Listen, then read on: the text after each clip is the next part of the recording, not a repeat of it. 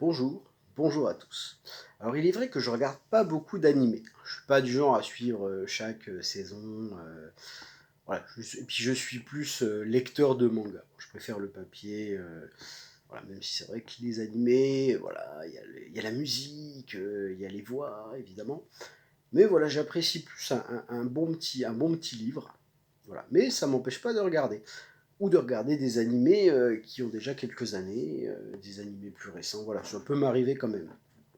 Et là, cette semaine, j'ai commencé, et je suis d'ailleurs bientôt à la fin parce que c'est un animé de 12 épisodes, Young Blackjack. Alors Blackjack, qu'est-ce que c'est? C'est un manga culte de Osamu Tezuka, publié dans les années 70 sur un chirurgien de renom, mais qui officie dans l'illégalité.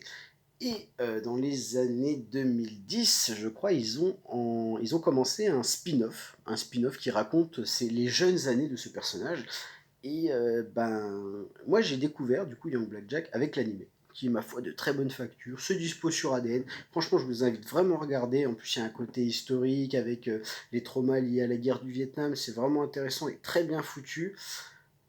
Et ça existe aussi en manga. Mais alors, c'est là que le bas blesse, c'est que le manga est édité. Alors, je sais plus, j'en reparlerai, mais il est édité en France et la série fait 16 tomes. Sauf qu'en fait, l'éditeur s'est arrêté au tome 9 et depuis 2021, euh, pas de nouveauté.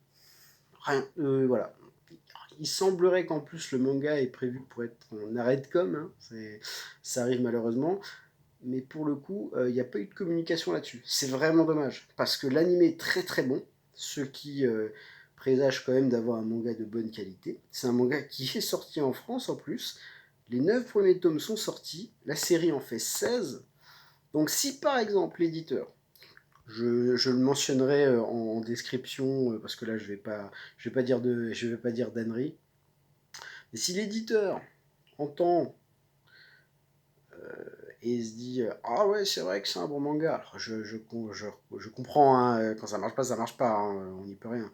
Mais voilà, Young Blackjack, c'est vraiment bien. C'est vraiment bien. C'est vraiment dommage de laisser tomber cette série. Et puis si vraiment vous n'avez pas envie de vous lancer dans le manga parce que justement, c'est compliqué d'avoir tout, l'animé sur ADN, c'est une très bonne série. Puis voilà, 12 minutes, 12 épisodes, ça va, c'est pas très très long. Donc voilà, Young Blackjack, c'est très bien. Et puis bah, si vous voulez vous intéresser au travail de Tezuka, j'ai envie de dire suivez le guide, mais vous me connaissez, ça va prendre un peu de temps. Bonne soirée.